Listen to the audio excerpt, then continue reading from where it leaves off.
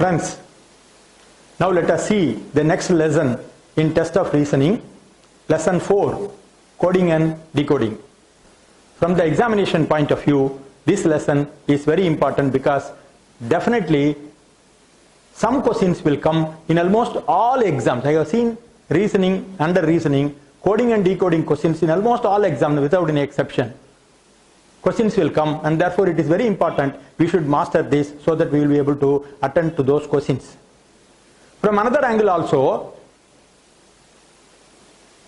this particular lesson is very interesting lesson. Unlike some other lessons which may be boring, I assure you there will not be a single boring moment throughout this lesson. Each coding and decoding question is a thrill by itself and you will enjoy. Now we have got the double whammy.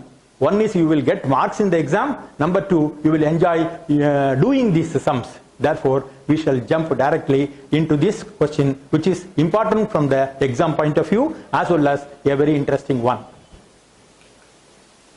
With regard to coding and decoding, as a banker, I have to tell you that this is used extensively in banks.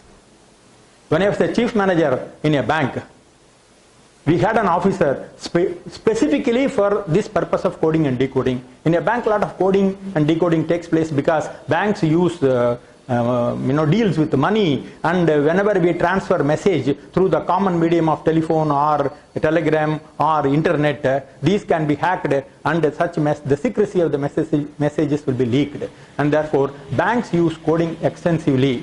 And what coding we are going to see here is not an advanced coding, it is a reasonably elementary coding, and each one of you will be able to do it. Under coding and decoding, there are about 8 methods of coding. As we have been following in all our previous lessons, here also we will expose you to all the 8 methods of coding, because it is each method has got a specific pattern, and if you learn the pattern of each method of coding, you will be able to apply that pattern to the questions that appear in the exam. Therefore, we will be giving we will be exposing you to all the 8 methods of coding.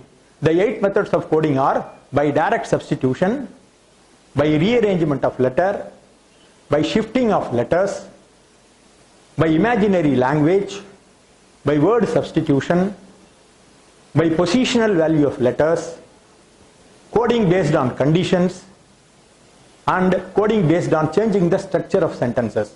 Even though it appears at the beginning a very difficult and cumbersome affair, it is not. I will assure you, each one you will enjoy doing it. Now, the objective of this presentation is to expose you to all the 8 methods of coding so that you will be able to answer any question that comes in the examination based on these 8 methods.